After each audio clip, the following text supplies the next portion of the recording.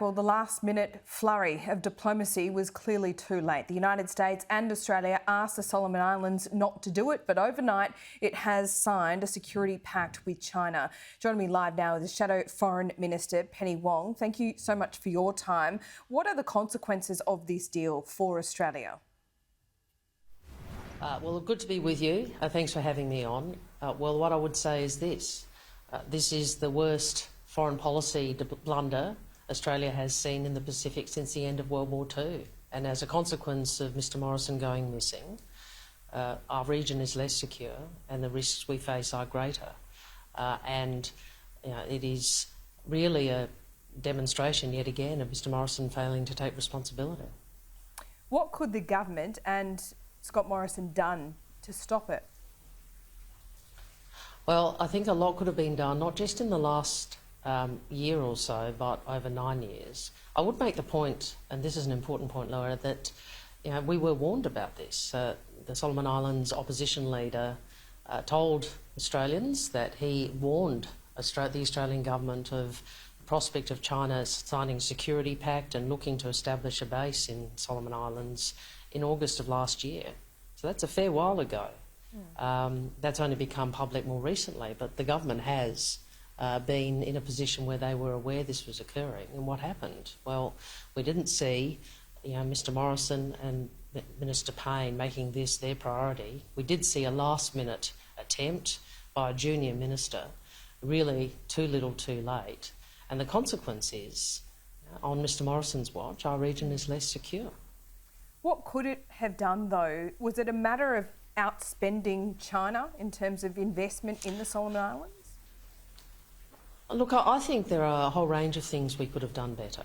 And remember, this is not, this is not only transactional. This is about who the Pacific community looks to for their security, who the Pacific community considers part of their Pacific family. And Australia, under successive governments, we have had that role. We've been, as Julie Bishop used to say, the partner of choice. We've been a nation who've worked with the Pacific Island nations, for their development and for their security. So this does represent a very, very big shift in perspective. And what we've seen from the Morrison government is a few things. We've seen them ignoring what Pacific leaders have said. And Pacific leaders themselves have said climate change is their #1 economic and national security issue. They've said that. But still, they've turned to Did China. Did we do anything about that? No. Well, they've turned to China, who is a bigger emitter and bigger polluter than us. Sure, and we should be better than China. We have to be. But we want to be the partner of choice. We want to be the nation to whom Pacific Island nations work with when it comes to their security. And we have to. The government should take responsibility rather than wanting to have a fight about Chinese climate policy or wanting to have a fight about something else. The reality is this is the region that is our region. And Australia's security in a world where our strategic circumstances are a lot more difficult, a lot riskier, as you and I have discussed. One of the key things you have to do is to work with others to secure your region. And on this, Mr Morrison has failed. He has clearly failed, and he should take responsibility instead of pointing the finger at everybody else. Have you spoken to the Solomon Islands about your climate change policy? Is the leadership there satisfied with your level of ambition? Look, we haven't had further engagement on these issues, but I would say to you, Laura, you should anticipate that a Labor government, if elected, will put more resources and more energy into the Pacific community, because we understand how important it is, and we will have more to say about that as the election campaign unfolds. A lot of observers say this is just about money. It's about buying the support of Sogavare. To what extent is that true? Oh, look, the Solomon Islands is a sovereign nation and they make their decisions, and I am not going to get into too much commentary on, domestic politics there, but I would say there is a bigger issue here, which is, are we the nation to whom Pacific Island nations look for security, for development? That's changed now under Mr Morrison for the first time in our history, which is why I say I think this is the worst foreign policy failure in the Pacific since World War II. And the fact that we send a junior minister at the last minute, you know who the US is sending, Laura? Kurt Campbell.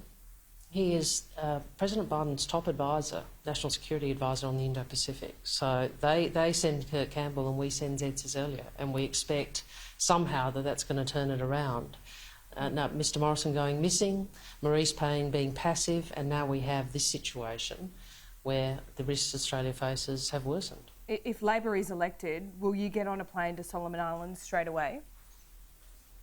You will see, if Labor is elected, you will see a great deal more energy and resources in the Pacific. I can assure you of that, and we'll have more to say about that.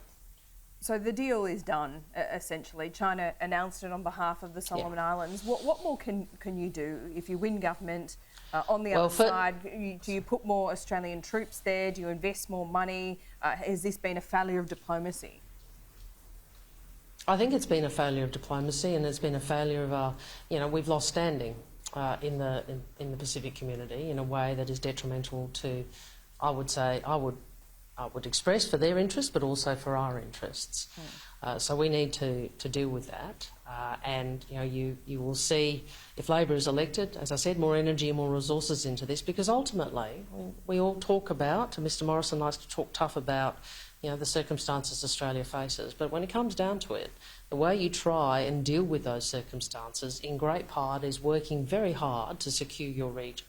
It's a region where Australia has taken a particular role, where the United States has expected Australia to take a particular role, which is why what has happened overnight really demonstrates a failure of responsibility from both the Foreign Minister and Mr Morrison. Is the next step stopping a Chinese naval base?